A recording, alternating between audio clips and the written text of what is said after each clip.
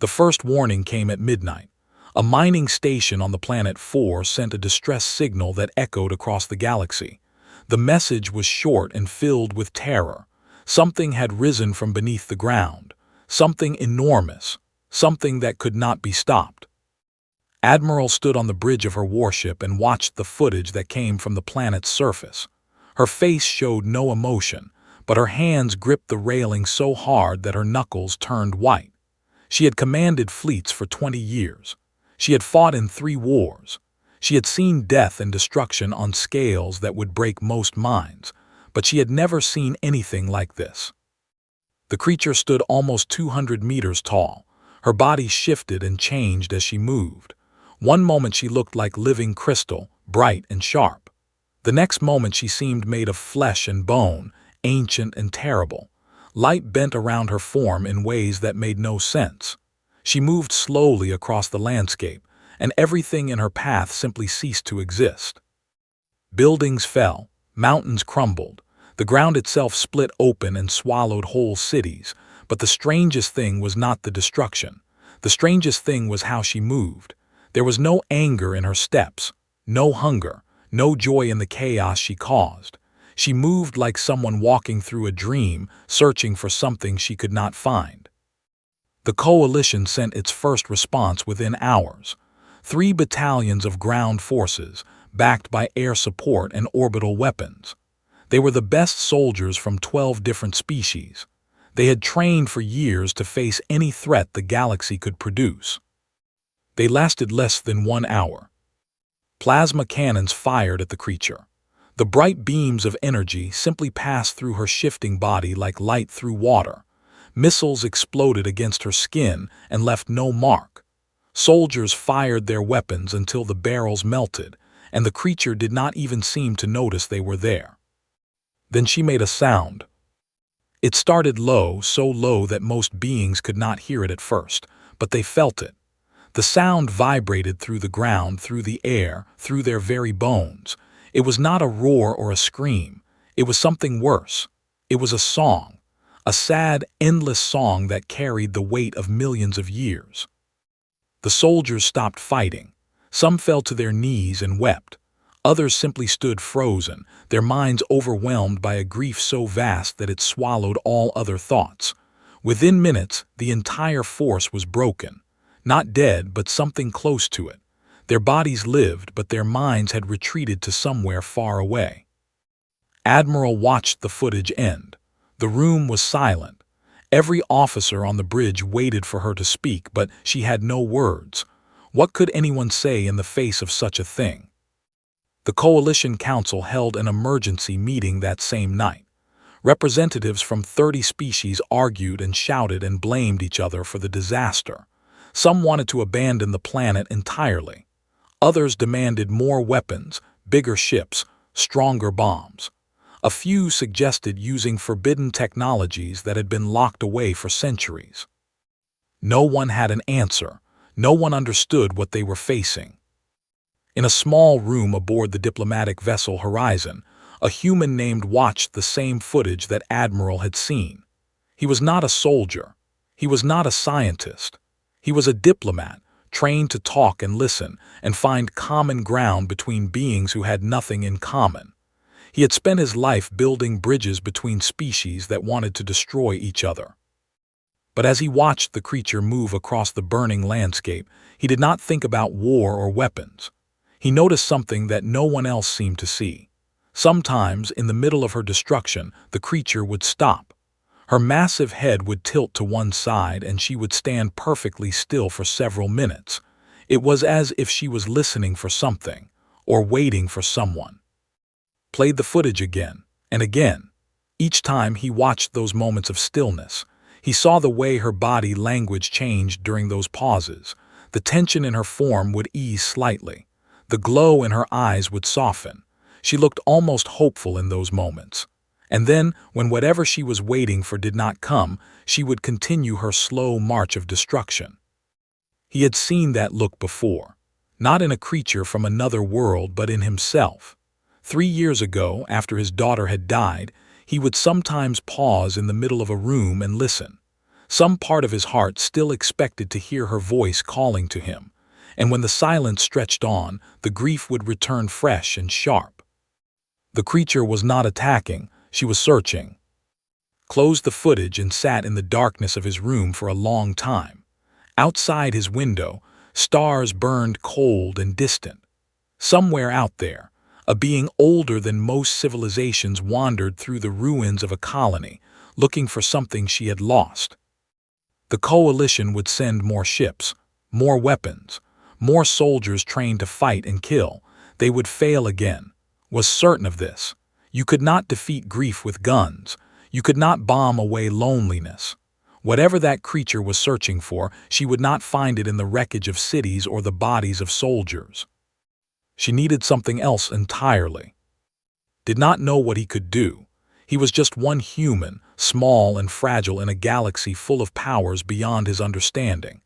But he knew one thing with absolute certainty. That creature was not a monster. She was something far more dangerous and far more sad. She was a mother looking for her children. The thought settled into his mind and would not leave. He did not know how he knew this. Perhaps it was the way she moved, careful even in destruction, as if some part of her still remembered how to be gentle. Perhaps it was the sound she made, that terrible song that broke the minds of soldiers. It was not a weapon. It was a lullaby, sung to children who would never hear it again. Stood up and walked to his window. The stars stared back at him, cold and uncaring. Somewhere on 4, the creature continued her endless search, and somewhere in his own heart felt the first stirring of something he had not felt in years. He felt hope, not much, just a small spark in the darkness, but it was enough. He would find a way to reach her. He did not know how, but he would try.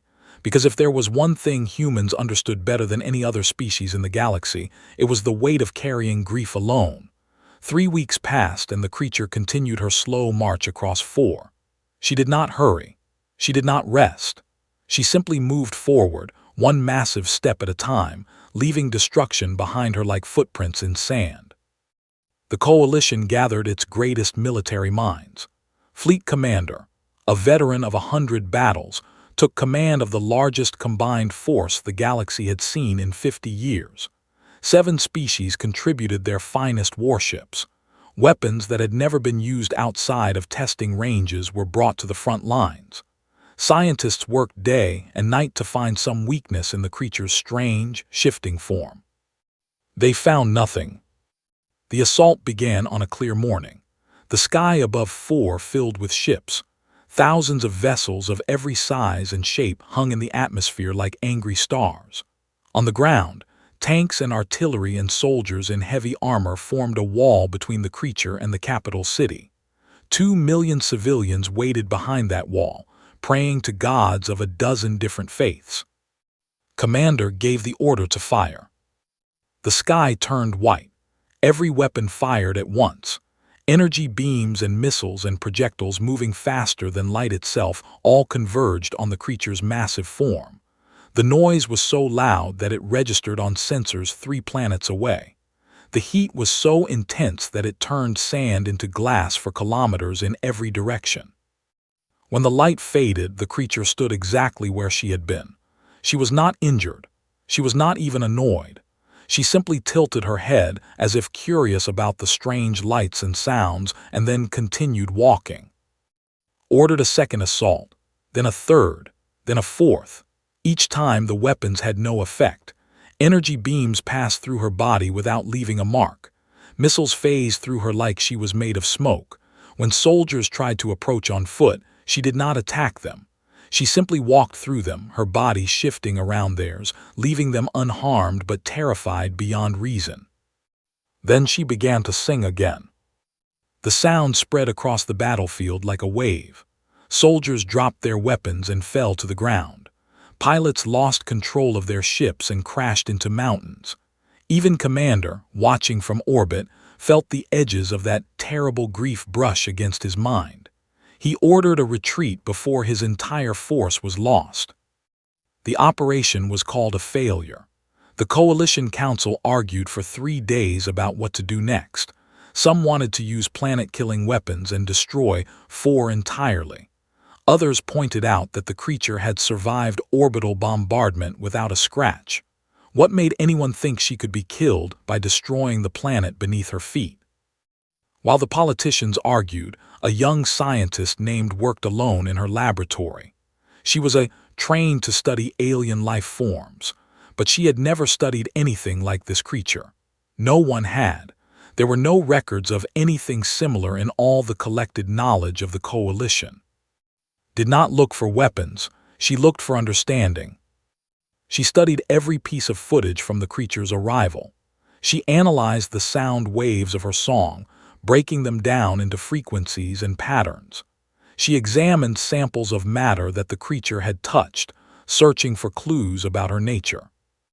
What she found changed everything. The creature's cellular structure, if it could be called cellular at all, showed signs of extreme age.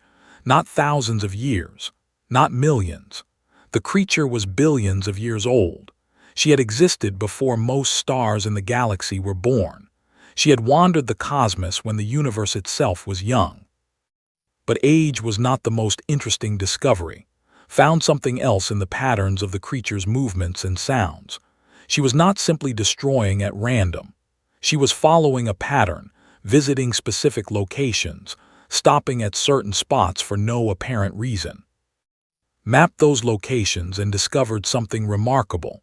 They matched the locations of underground caves, deep caves, the kind that might once have sheltered something from the harsh surface of the planet, the kind of caves where something might hide, or where something might be born.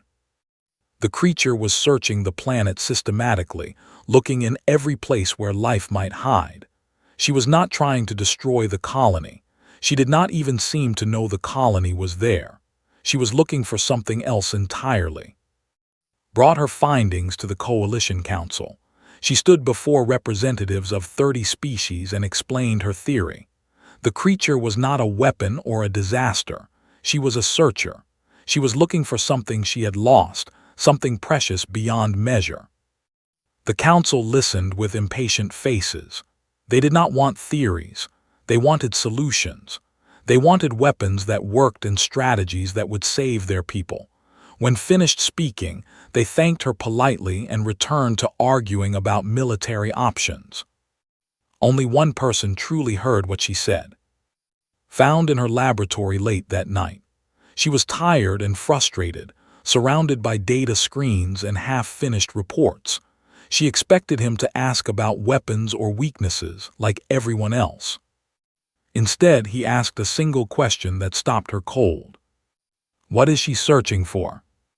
Looked at him for a long moment. Most people did not want to know the answer to that question. They wanted to defeat the creature, not understand her. But something in his eyes told her that he was different. I believe she is looking for her children, said quietly. Nodded slowly, as if this confirmed something he had already suspected. He asked to tell him everything she had learned. They talked through the night, sharing theories and observations. By morning, understood the creature better than anyone in the coalition. She was called the Weeping Titan by the military reports, a Class Omega threat, a force of nature that could not be stopped, but saw something different when he looked at the footage of her wandering across the planet. He saw a mother who had lost everything, a parent who had searched for her children across billions of years and countless worlds, a being so old and so alone that her grief had become a weapon, not because she wanted to hurt anyone, but because she no longer knew how to feel anything else. The coalition would keep sending armies. They would keep failing. They would eventually destroy the planet or abandon it to the creature's endless search. Millions of people would die or lose their homes, unless someone found another way. Left's laboratory with a plan forming in his mind. It was not a military plan. It was not a scientific plan. It was something far simpler and far more dangerous. He would go to the creature himself. He would not bring weapons or armies. He would bring only himself and the one thing that might reach her. He would bring his own grief, and he would share it with her. spent 3 days in the archives of humanity's first contact records. These were old files, some dating back to the earliest days when humans first ventured beyond their home planet. Most of the information was incomplete or damaged. Much of it had been forgotten by everyone except historians. But was patient. He searched through thousands of documents, looking for any mention of creatures like the one on 4. Most species in the coalition were young by cosmic standards. Their histories stretched back thousands of years, maybe tens of thousands. They had no records of beings that existed before their civilizations were born. Humans were different. Humans collected stories. They remembered legends. They passed down tales from generation to generation, even when those tales seemed impossible, and in those old stories found what he was looking for. The morning ones. The records were fragments, pieces of information gathered from ancient ruins on dead worlds. They spoke of beings so old that they had witnessed the birth of stars. These beings were not violent by nature. They were gentle, creative, and deeply connected to their families. They lived for billions of years and loved deeply. But time was cruel even to immortals. The morning ones had lost their children, some to accidents, some to disasters, some to the simple entropy that claimed all things eventually. And when they lost their children, they did not die. They could not die. They simply wandered, searching endlessly for what they had lost, their grief growing heavier with each passing century. The records warned that the morning ones were dangerous, but not in the way most threats were dangerous. They did not want to harm anyone, but their grief was so vast, so overwhelming, that it spilled out of them like radiation from a dying star. Any mind that touched that grief would be consumed by it. Armies could not fight them. Weapons could not hurt them. The only beings who had ever survived contact with a morning one were those who approached with something other than violence. Read the records 3 times to make sure he understood. Then he went to find Admiral.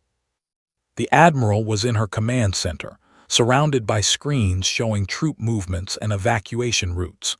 The creature was less than 200 kilometers from the capital city now.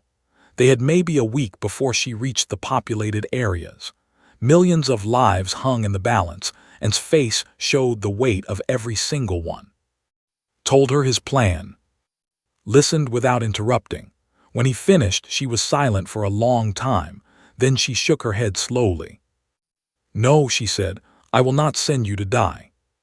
Tried to explain. He showed her the records he had found. He described his theory about the creature's nature and her endless search. He argued that military force would never work, that they had already proven this beyond any doubt. Was not convinced.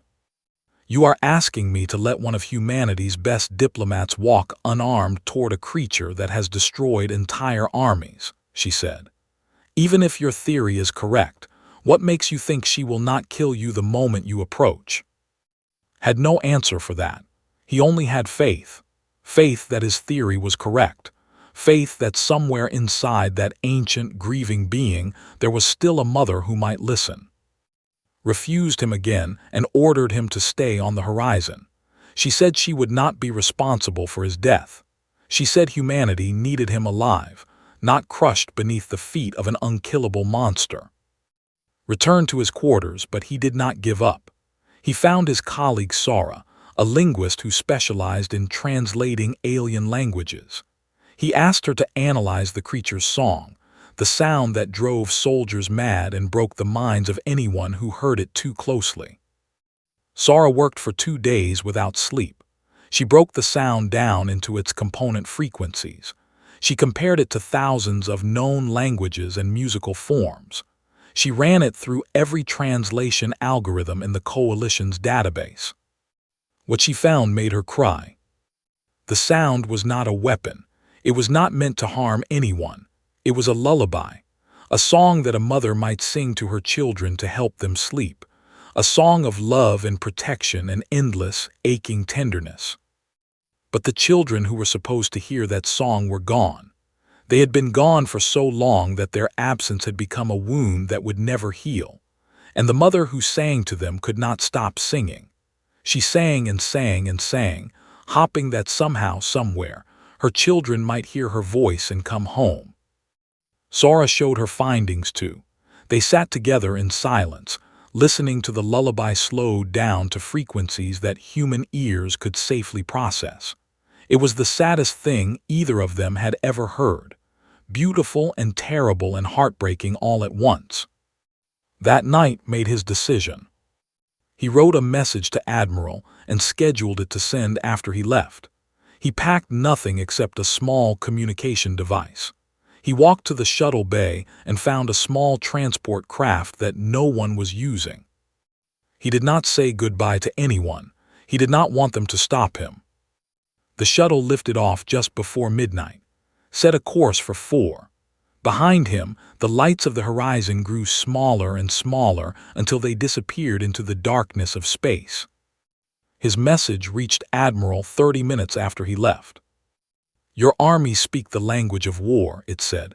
"She does not understand war, she only understands loss. And humans, we know loss better than anyone.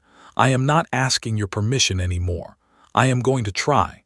If I fail, at least I will have tried something different, something human." Read the message 3 times. Then she ordered her fleet to track shuttle but not to interfere. She did not know if he was brave or foolish. Perhaps he was both. But she understood something about humans that other species often forgot. Humans did not always fight with weapons. Sometimes they fought with words. Sometimes they fought with kindness. And sometimes, just sometimes, they won battles that no army could ever win. She watched shuttle descend toward the planet and said a quiet prayer to gods she was not sure she believed in. Then she waited to see what would happen when one small human met one ancient, grieving mother. The shuttle broke through the clouds of 4 just as the sun was rising, looked out the window and saw a world that had been beautiful once. Green forests and blue lakes and mountains that touched the sky. Now much of it was gray and broken by the creature's passage and the coalition's failed attacks. He could see her in the distance. Even from this height, she was enormous. Her body caught the morning light and scattered it into colors that had no names. She moved slowly, each step covering hundreds of meters, leaving footprints that would take centuries to fade. His hands shook as he guided the shuttle down. He was not a brave man by nature. He had spent his life talking, not fighting. He had never faced physical danger willingly. Every instinct in his body told him to turn around and fly back to safety. But every time he thought about turning back, he remembered his daughter. He remembered the morning he found her room empty. He remembered the weeks and months that followed, when the silence of her absence was louder than any sound. He remembered how alone he had felt, how the grief had swallowed him whole until he thought he might drown in it. The creature had felt that same grief for billions of years. She had searched countless worlds for her lost children. She had sung her lullaby across the emptiness of space, hopping for an answer that never came. Compared to her suffering, his own seemed small, but it was real, it was true, and it might be enough to reach her.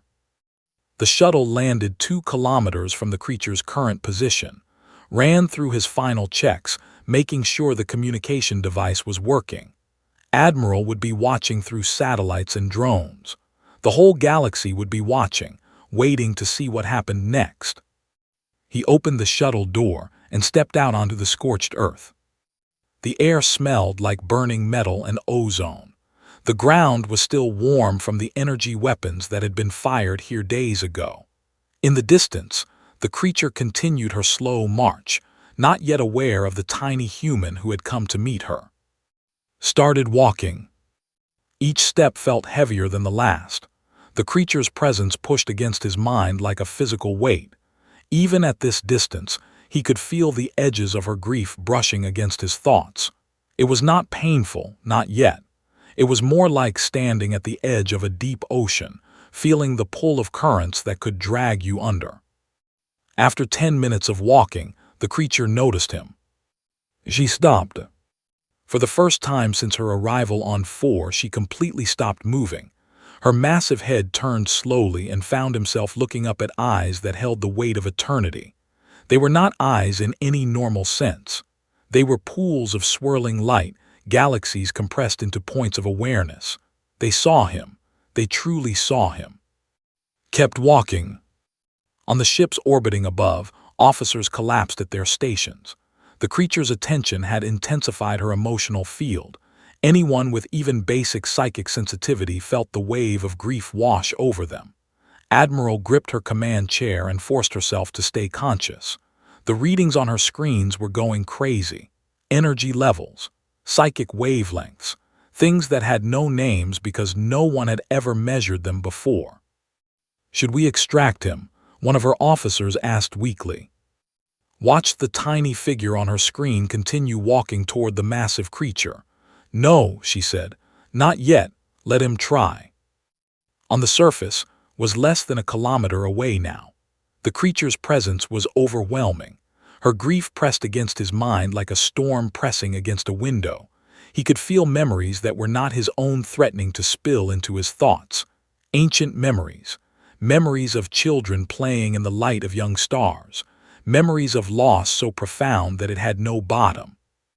He understood now why soldiers went mad when they heard her song. It was not an attack. She was simply so full of grief that it overflowed, flooding into any mind nearby. She could not help it. She could not stop it. She had been alone with her sorrow for so long that she no longer knew how to contain it. Fell to his knees. The weight was too much. He could not take another step. But he did not run. He did not scream. He simply knelt there on the burned ground and let the grief wash over him. And somewhere in that flood of ancient sorrow, he found something familiar, a feeling he knew well, the specific pain of a parent who has lost a child, the emptiness that never fills, the silence that never ends, the way every joy is touched by sadness because the one you love most is not there to share it. He reached into his own heart and found his own grief, the memory of her laugh that sounded like bells, her small hand holding his as they walked through gardens, the stories he told her every night, the songs he sang to help her sleep. The creature's attention focused on him completely. Her massive form began to lower, slowly, carefully. She did not crush him. She did not even touch him. She simply folded herself down until her face was close enough that he could have reached out and touched it. Up close she was not terrifying. She was sad. Unimaginably, incomprehensibly sad. Her form shifted and flowed, but her eyes remained constant, and in them saw the same pain he felt in his own heart. He sat down on the ground, crossing his legs like he used to do when he told stories too. He looked up at the ancient being before him and did the only thing he could think of. He waited. The sun moved across the sky. Hours passed. The creature did not move. She simply watched him with those endless eyes, and he watched her back. Neither of them spoke. Neither of them needed to. They were two grieving parents, separated by billions of years and countless light years, but united by a pain that both understood perfectly. When the sun began to set, finally spoke. Not in galactic standard which every species used. Not in any diplomatic language. He spoke in Korean, the language of his mother, the language he had used to sing his daughter to sleep. "I lost my daughter," he said softly. "Her name was, she was 7 years old." The creature's hum shifted. It became softer, almost gentle, and began to tell his story, talked through the night. He told the creature about from the very beginning, how he had felt when he first held her in his arms, how small she was, how fragile, how perfect. He described her first words and her first steps. He talked about the way she would run to him when he came home from work, her arms stretched wide for a hug. The creature listened. Her massive form remained still, her eyes never leaving his face. The grief that pressed against his mind did not go away, but it changed. It became less overwhelming, more focused. She was directing her attention inward, trying to understand this small being who sat before her without fear. Told her about the sickness, how it came suddenly, without warning, how the doctors tried everything but nothing worked, How he sat beside's bed for weeks, holding her hand, telling her stories, singing her songs. How at the end she looked at him with those beautiful eyes and said she was not afraid because she knew he would remember her. His voice broke when he reached that part. Tears ran down his face, but he did not stop talking. He had never told anyone the full story before, not like this, but somehow telling it to this ancient being felt right. She understood loss in a way that no one else could. When he finished speaking, silence filled the space between them. The stars had come out, thousands of points of light scattered across the dark sky. Somewhere up there, Admiral and her fleet watched and waited. But down here in this moment, there was only and the creature. Then she responded. It was not words. She did not speak in any language that humans could hear. Instead, images flooded into his mind, memories that were not his own, a life that had stretched across billions of years. He saw her world as it had been in the beginning, a planet made of crystal and light, orbiting a star that burned with colors he had never seen. He saw her children, young beings like her but smaller, their forms constantly shifting as they learned to control their bodies. There were 7 of them. Each one was different. Each one was precious beyond measure. He felt her love for them. It was deeper than any ocean, wider than any sky. She had created them from her own essence, shaped them with her own hands, taught them everything she knew. They were her purpose, her joy, her entire reason for existing. Then he saw the disaster. The star that warmed their world began to die. It happened too fast, much faster than it should have. There was no time to escape, no time to find another home. She gathered her children and tried to shield them with her body, tried to pour her own life force into them to keep them alive. It was not enough. The star collapsed and released a wave of energy that should have destroyed everything. Somehow she survived. Her body was ancient enough, strong enough to withstand what nothing else could withstand. But her children were young. They were not yet complete. They could not survive. She woke alone on a dead world, surrounded by the crystallized forms of her children. They were not truly dead, not in the way most beings understood death. But they were not alive either. They were frozen, trapped between existence and non-existence, unable to hear her voice or feel her touch. She tried everything to wake them. She searched the universe for knowledge that might save them. She visited 1,000,000 worlds, learned from 1,000 civilizations, gathered power and wisdom beyond anything that had existed before or since. Nothing worked. Eventually, the crystallized forms of her children crumbled into dust. Even that was taken from her. She could not hold them anymore. She could not even look at them. All she had left were memories and a song she had sung to them every night.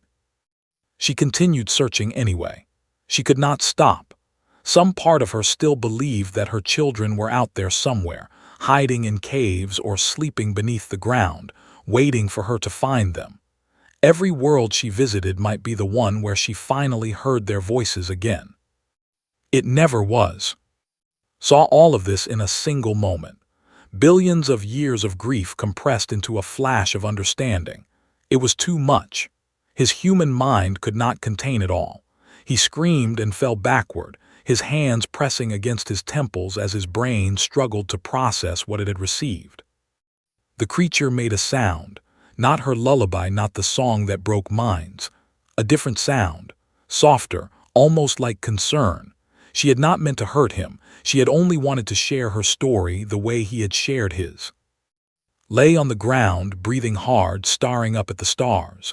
Tears continued to stream down his face, but they were not only his tears anymore. He was crying for her children, for the endless, impossible weight of her loss. "I understand," he whispered when he could speak again. "I understand now." He pulled himself up into a sitting position.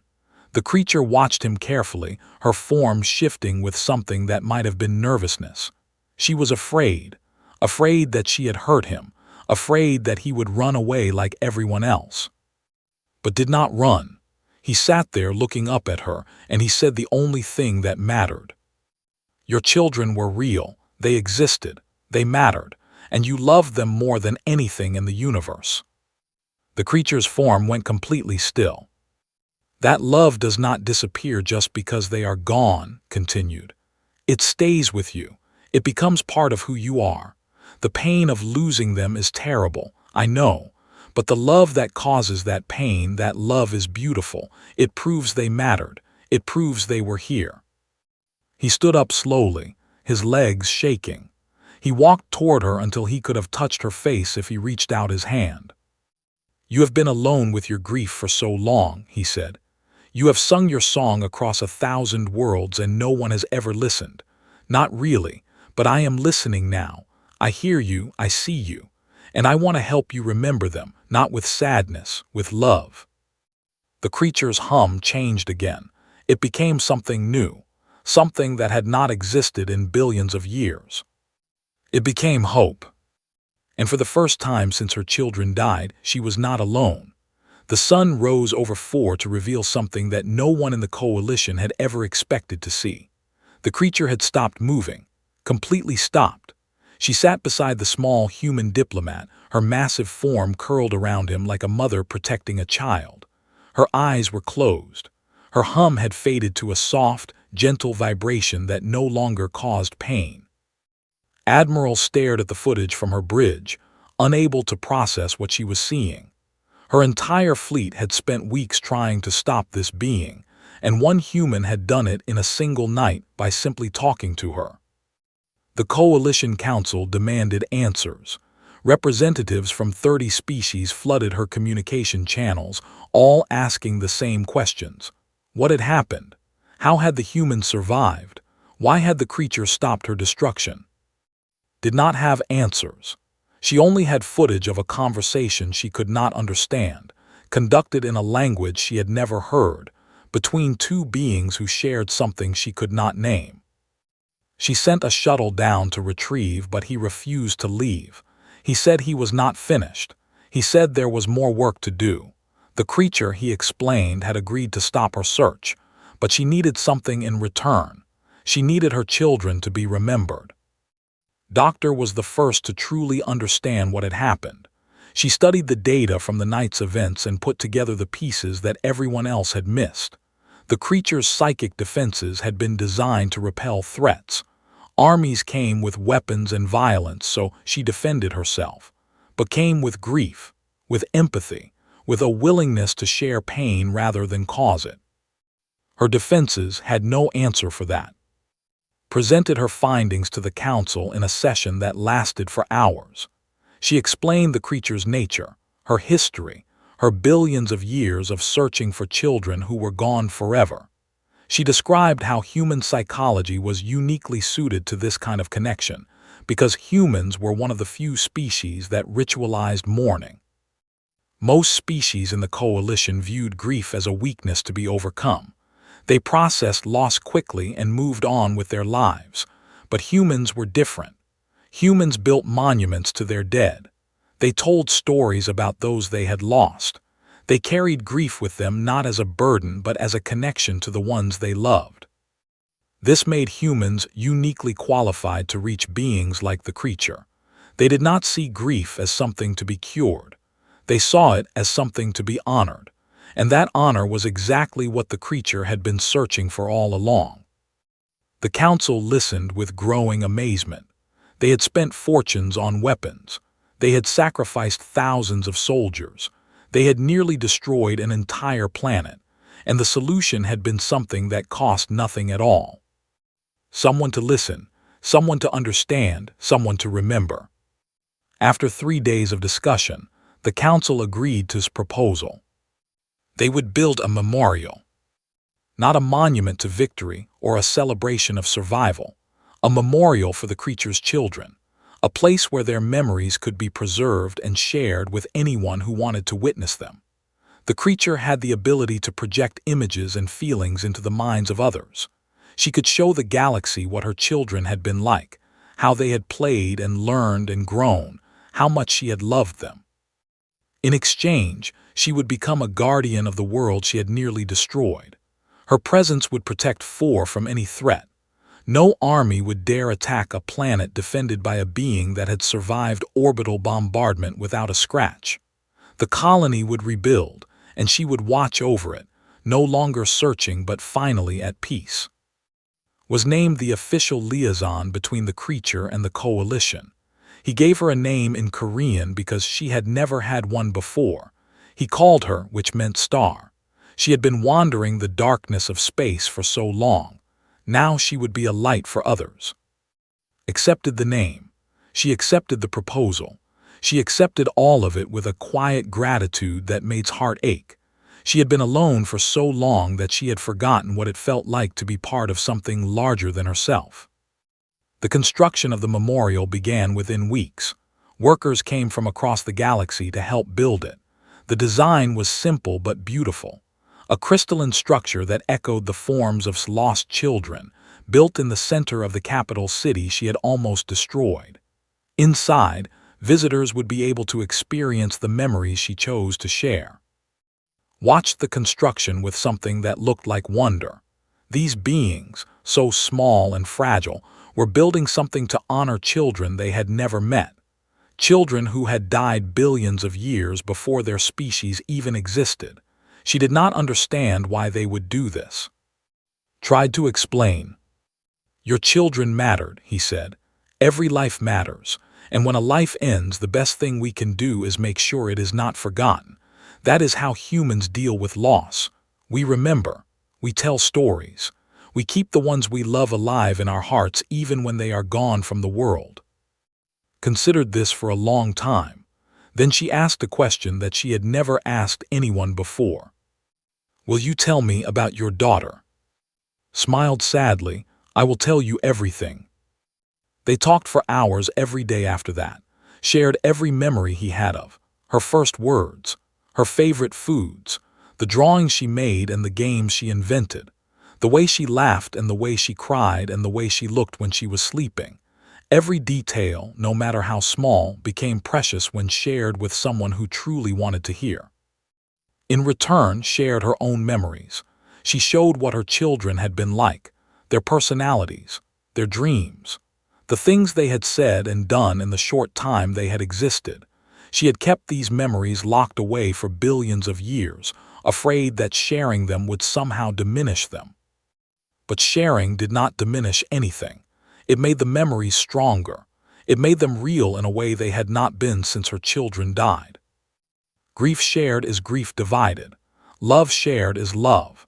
These were human sayings that learned to understand.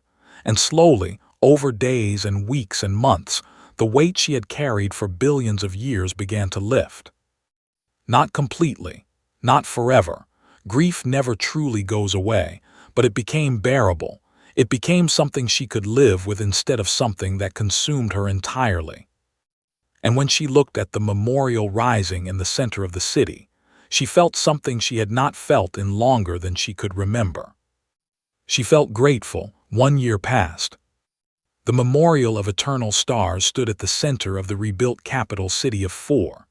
It was the most beautiful structure on the planet, perhaps one of the most beautiful in the entire galaxy. The crystal walls caught the sunlight and scattered it into rainbows that danced across the streets below. At night, the memorial glowed softly with its own inner light, a beacon visible from orbit. Inside, visitors walked through halls that seemed to stretch on forever. The walls displayed no paintings or sculptures. Instead, they displayed memories. The memories of 7 children who had died billions of years ago, preserved perfectly in the mind of their mother and now shared with anyone who wished to see them. People came from every corner of the galaxy. They came in ships of every size and shape. They waited in lines that stretched for kilometers, patient and quiet, because what they were about to experience was worth any wait. The memories were gentle now, had learned to share them without overwhelming human minds or the minds of other beings. She showed her children playing in the light of their home star. She showed them learning to shift their forms, to dance between matter and energy. She showed them laughing, arguing, making up, growing. She showed a mother's love in its form, preserved across time like light from a distant star. Visitors left the memorial in tears. Not tears of sadness, though there was sadness too. Tears of connection, tears of understanding, tears for children they had never known but now would never forget. Watched over it all from her place beside the city. She had chosen not to leave for. This world had become her home in a way that no world had been for billions of years. The beings here remembered her children. They spoke the names had helped her create for them. They told stories about them to their own children. Her children were alive again, not physically, not in any way that she could touch or hold, but alive in the hearts and minds of others, alive in memory and story, alive in the way that truly mattered. Served as the official voice for the coalition. He translated her thoughts and feelings into words that other species could understand. He explained her nature to those who were still afraid. He helped build bridges between the ancient being and the young civilizations that surrounded her. He had not healed from losing, he never would. That wound would stay with him for the rest of his life, but he had found something else: purpose, connection, a reason to keep going even when the grief felt too heavy to bear. Every evening he sat with and talked. They shared memories of their children. They told stories and laughed at old jokes. They cried when the sadness became too much. They were friends in a way that transcended species or size or age. Two grieving parents who had found each other across the vastness of space. Admiral visited the memorial 6 months after it opened. She walked through the halls alone, experiencing the memories that had chosen to share. When she emerged, her face was wet with tears and her heart was heavy with emotions she could not name. She found waiting for her outside. "I did not understand before," she admitted. "I thought you were being foolish when you went down there alone. I thought you were throwing your life away on a pointless gesture." Nodded, "I know." "How did you know she would not kill you?" He considered the question for a long moment. It was the same question everyone asked him: reporters, politicians, students studying what had become known as the most significant first contact event in galactic history. They all wanted to know how he had been so sure. "I did not know," he said finally.